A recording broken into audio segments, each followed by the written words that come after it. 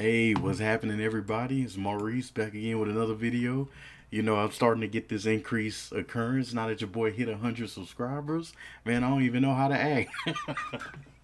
Well, thank you all for making this such a cool experience for me. I'm just a dude that's just hopping in front of camera talking about board games, mostly Marvel Champions. But today is not Marvel Champions, it's something a little different. So, today I wanted to talk about Detective, the board game Detective, and Chronicles of Crime. I'm huge into mysteries, sleuthing, detective work, that stuff in video games, movies, board games. Like it's just something that uh, it's just so intellectually stimulating that I can just appreciate. And these two games, I haven't played a lot of detective games, or detective style games in board gaming, but these two seems to be the stalwarts that's leading the pack for detective and sleuthing games. I know there's also the Sherlock Holmes game. I haven't gotten around to that, so I don't have any thoughts on that one because I would imagine that's like the third pillar in this whole scheme of things. But I wanted to just kind of compare and contrast those. So if you have an interest in one or the other, hopefully I can sway you in one direction or the other. I do enjoy these games heavily. With Chronicles of Crime, I own all of it except for I think it's the Welcome to Redview expansion to the original Chronicles of Crime, and for Detective, I think I'm only missing Detective Season 1 and LA Crimes, and I have the rest of them that uses the detective system. I have Detective, I have Vienna Connection, I have the Doom House of Secrets, so I'm excited to be able to dive into those. But yeah, let's go ahead and hop into it. So, with Chronicles of Crime, I have the Millennium series here. This is one that I ended up kickstarting, so I was happy to be able to get the collector box with it. And this one is really good. Like I do enjoy it compared to the original. But to kind of, I guess, dive into Chronicles of Crime. So it is a game that's played on the app. They use QR codes on the cards themselves. So whenever you're talking to someone, they got a QR code. You open the app, you choose the case that you're working on, and it'll let you know who to put out. Everybody is identified by a number, so you may have some character portraits that are used in other cases, and they may have different names, so they only signify them by the number that's on the card. So there's locations that's out there, and you put the people in the location that they're at. Sometimes they get to move around the board, which is actually kind of exciting because you get accustomed to talking to somebody, and then they end up in a whole nother location. It's like, why are they moving around? Which is kind of crazy. But yeah, so the whole game is based on QR codes. So you scan, if you want to talk to a person, you scan their QR code. They'll prompt a message like, "Hey, how you doing? How can I help you?" Or they just be flat out rude. "I ain't got the time to talk to you, so speak fast," something like that.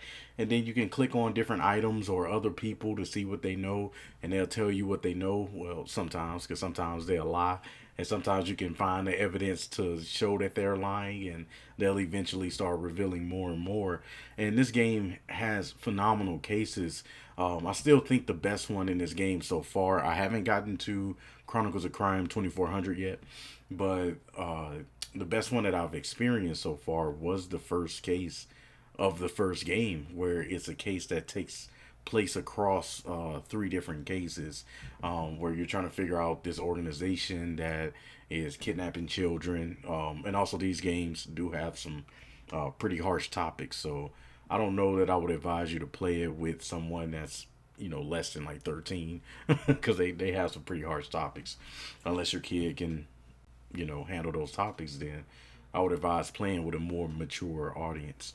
But yeah, it goes across three cases, and you're trying to find out who's the head of this organization, and you're talking to people. Some locations are blowing up, so you can't go back to them, and can't talk to the people that were in those locations. Is crazy. And what's cool is like there's a VR experience. So when you go to a case and It'll pop up on the phone, and you got to hold your phone up and look all up around and down, and you're yelling out. Oh, there's blood on the floor. Or there's a knife. The sofa moved. It's just a bunch of random stuff that you see, and there are clues that help you be able to understand what happened. So this game is super fun to play. The QR code makes it kind of a seamless experience to where you can talk to certain people about certain items, and there is a particular path to win the game. Uh, so it's designed to where if you play it for the first time, maybe you're getting lucky or things just making sense. There's a design to each of the cases to where you don't really have to make a stretch sometimes. You're timed, so each action that you take takes time off the clock. Sometimes you only have until midnight that day. Sometimes the case happens across multiple days, but you can only work within a certain amount of hours. So you're timed with the amount of actions that you can take. But there is a certain path that you can take every single time and get the right answers every single time. Because the way that the game goes, you're given a prompting of what happened. You go talk to some people, and then the story start unveiling. You go and find other people to speak to. You find evidence and be able to present that evidence to other people, to be able to figure out what happened. And then if you think you know what happened, you can end the day right there, or end the case and answer the questions, or you just go until the game is like, all right, we done. Answer these questions, and there's maybe 5 to 7 questions that you have to answer. Some of them you have to get right. Some of them are bonuses, to increase your score at the end of the game. So there's a threshold that you have, and then it just goes up from there. Just for the glory of getting all of the stars or whatever it is. But this game is super fun. It's definitely one that I like playing with people. I'll play it by myself, but I enjoy. This is one I definitely enjoy having people around the table coming up with these wacky theories on who did what and how they did it. It's so much fun. But the next game, Detective. I love this game. I got it upside down like an idiot. This game is so cool, made by Portal Games. This one is a bit harder to play. It's a little tougher. This one isn't played on an app, but it does have a website where you can enter in information. So it's a database to where you have access to uh, this kind of like forensics lab, to where if you find somebody's fingerprints in the game, you can upload the sequence of their fingerprint, and it can associate it with certain characters, especially if you found the character. Like it can associate. So if you know that this man Horace has touched this uh, cigarette holder or whatever, like it'll piece that together for you. And the game is mostly played through cards. You open up the case book, and it'll give you explanation of what's going on for the case, and then it'll have some numbers for that represents the numbers on the cards that you'll be playing this game with. So it'll give you some ideas on where to go, and it'll tell you what kind of it'll tell you kind of a title of what that card is, and then you can pick up that card and read it and see what happens. So it'll be like, go to read 119, and you'll read 119, and you may be talking to somebody, and you can use tokens that's kind of like currency in the game to be able to further that conversation. Or if you think you got what you needed out of that person, then you can go on to the next card. And sometimes if you do a card, it'll give you more options to go to different places, because maybe you talk to somebody, and they tell you about other people to speak to, and you can find them at this location or whatever. And so it's this constant moving around and trying to figure out what's going on in these particular cases. And I think one of the most brilliant parts of this game is that it implements uh, real life events that affect what's going on in the game. So, for instance, In the first mission of Detective, uh, you're playing a group that got put together because uh, you're having some pretty bad foreign relations with Poland now, because there was a this guy, I guess the closest thing, he's like a junkie that came into an antique store and sold this gold watch to the auction house. And on further inspection, they realized that this pocket watch belonged to Poland. Like, this was a kind of an heirloom to the country because it represented a guy that was this amazing pianist. And when Poland found out about it, they realized, they're like, why does America have this? You know, the last time we saw this, a German soldier invaded us in World War II. You know, we were, our museum got raided, and he ended up taking the the pocket watch. That was the last time we seen him. So Poland is asking America, like, were y'all um uh smuggling German soldiers away from the country? So now you have to figure out how this golden watch that was stolen by this SS soldier back in 1943, and how it ended up in America here in 2018. And it's an intriguing story. It's super cool. There's 5 cases. It took me up by myself took maybe 2.5 hours per session to get through it, to really think about it, see what's going on. And it takes you through the decades. You start to meet people that were um, that's barely alive during that were alive at that time, that's still alive now. And you're meeting their children and grandchildren, and they have heirlooms and pictures. So you're trying to piece together how this German soldier made it from Poland. And they use real life operations that happen in uh, Poland and Germany and South America on how he got across the waters. And I thought that was genius how they did that. And this game, you don't have enough time to be able to explore everything, even if you had the right path. So you're going to have to take some stretches and kind of deduce how, with these time frames that you're playing, or with the situation that you're dealing with, you're going to have to make some stretch on how these things happen. And similar to Chronicles of Crime, this one asks you questions at the end of it. So, you go through and you do your thing, and once you run out of time, you go back to the website, and the website that had the questions, who killed this person and how did this person get here?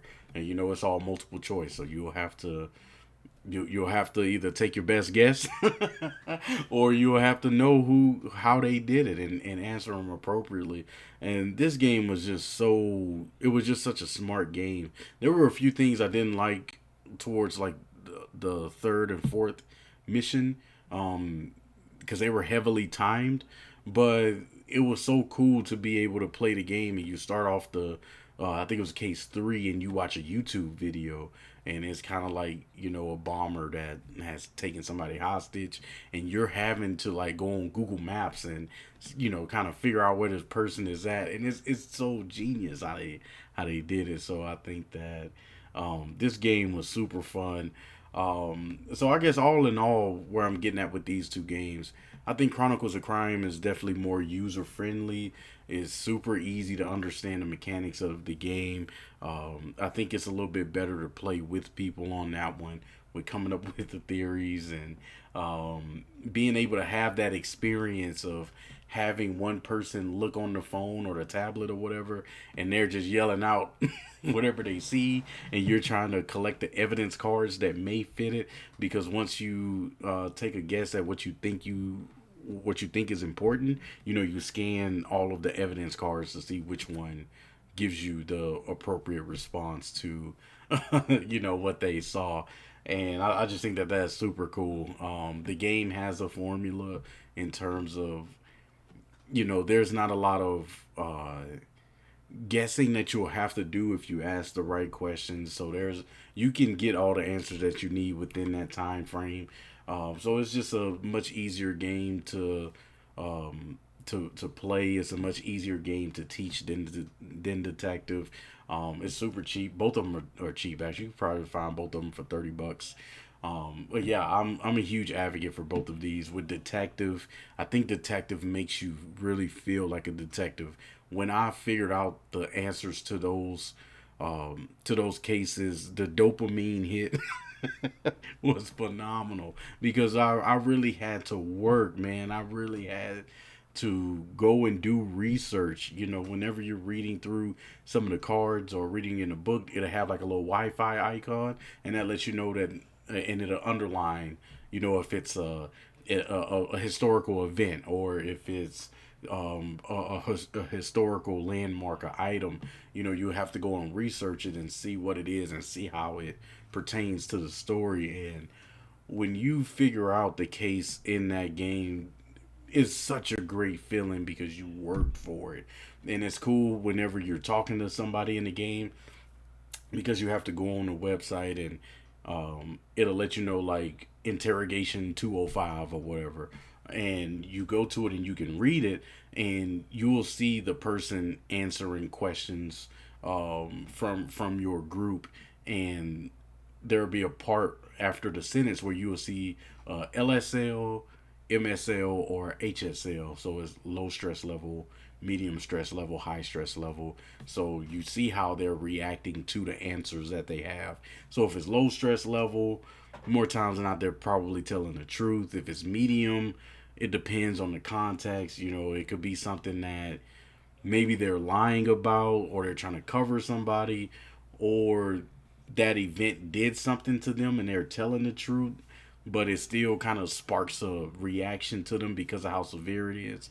And then you got high stress level where you know that they probably were there, or they're either lying wholeheartedly or they're definitely telling the truth, right? So, and that's up to you to kind of figure that out. So yeah, this detective really makes you think and put together pieces. I mean, I had a sheet of paper and I had my notes on what I learned from people, and then I took like a fourth of the paper and drew a line down, and I would write down the card numbers that I haven't explored yet so that I can keep track of it, because there's really not a way to keep track of it unless you're writing it down and taking notes. So I knew what options I could go, and I think that helped me keep track of what's going on in the story. And I'm reading over my notes, trying to remember what people said, go back to the interrogation notes and see what they were talking about, looking at the evidence to see who touched what and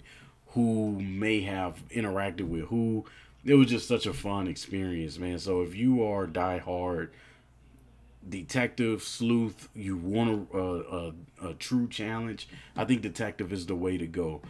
If you just want to have fun with solving a crime, you know, nothing too crazy. Like, it has some pretty tough topics that they partake in, but the mechanics aren't crazy. You know, you're mostly just scanning. You scan a person to talk to them about this person or this item, right? And that's where I think Chronicles of Crime is just a much easier game to pick up. So at the end of the day, I do enjoy Detective more. I like that style. I'm currently playing through Vienna Connection, which is a Cold War spy espionage that's similar to the detective style. And so I'm looking forward to finishing that to see how that turns out. Chronicles of Crime, I'm still working. I think I have one more mission on 1900 before I progress to 2400.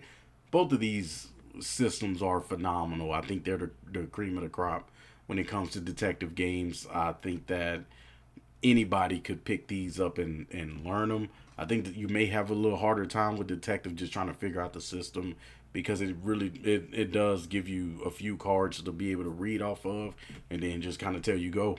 You're like, what? How does it work? So it's a little tougher to play, but I think it is more rewarding because of the research efforts and you thinking over some of the notes that you say, that you've seen from people, and their interrogation notes, and some of uh, some of the pictures that you see. There's some people that will write notes that don't quite make sense. Like, they'll write a name and a question mark, and you're like, who in the world is that? and when you come across it, you know, it's this huge reveal on who that person is. It's just so fun, man. So yeah, I love detective games. I think that Chronicles of Crime and Detective are the cream of the crop. You know, if you enjoy Chronicles, if you enjoy app-based games, something a little bit more simple, Chronicles of Crime is the way to go for detective. If you just want that kind of hard nose to the grindstone kind of detective, and it makes you work. So those are my thoughts on those. I love these games. They're both within the top 10 for me, or especially with how much I've enjoyed them. And let me know if there's other detective games that you've played that you would like to share with me or share with whoever watching. Go ahead and drop them in the comments below. Leave a like if you're not subscribed. Go ahead and help your boy out and hit that subscribe button. Thank you and have a wonderful day.